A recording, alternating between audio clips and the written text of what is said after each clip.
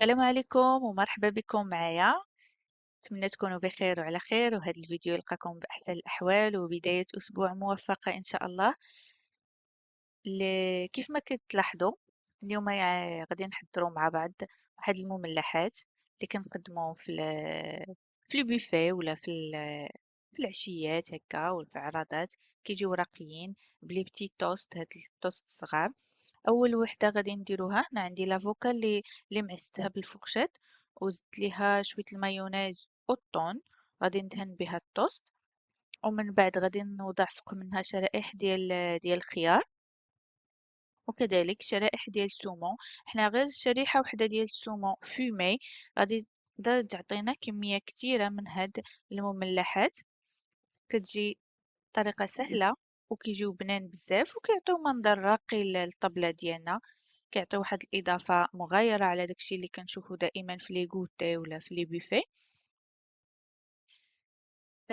هذا فيديو جا من بعد واحد الوقفة طويلة على اليوتيوب. نتمنى ترحبوا بنا وتمشيو تشوفوا باقي الفيديوهات اللي كاينين في القناة ديالي. فأنا كيف ما عودتكم دائما كندير فيديوهات قصار فيهم الفائدة، ما فيهمش بزاف ديال الوقت، يعني 2 دقائق 3 دقائق وصافي.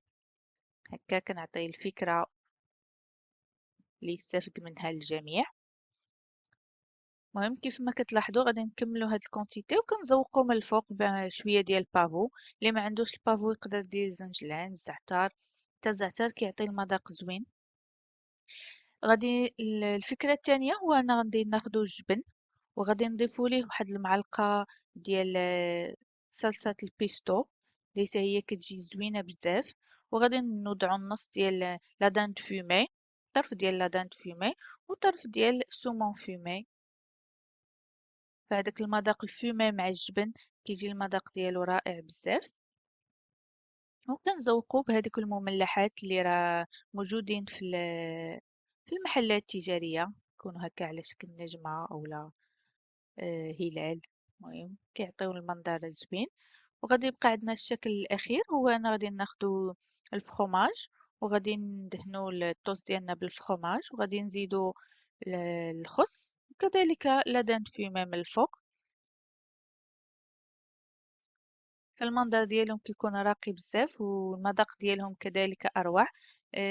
فكرة كتستحق التجربة وكتستحق أنها كذلك ديروا لها بارطاج وديروا لايك وتخليوا لي التعاليق ديالكم واقتراحاتكم باش نقدموا حوايج جداد إن شاء الله في المستقبل. ملي كنكملوا الكونتيتي كامله اللي غادي نصاوبو، فاحنا كنقدموها على هذا الشكل. طريقه التزيين ولا التقديم كتبقى حسب الاواني اللي عندنا في المنزل وحسب كل مرأة وكل سيدة في البيت. فتبارك الله على المرأة المغربية، ما نحتاجوش نوريوها كيفاش تقدم وكيفاش تبريزونتي لا طابل ديالها. فنتمنى هذا الفيديو يكون نال اعجابكم وتبارطاجيوه مع الاصدقاء ديالكم وتكون عجبتكم الفكرة وشهية طيبة. أعانكم الله.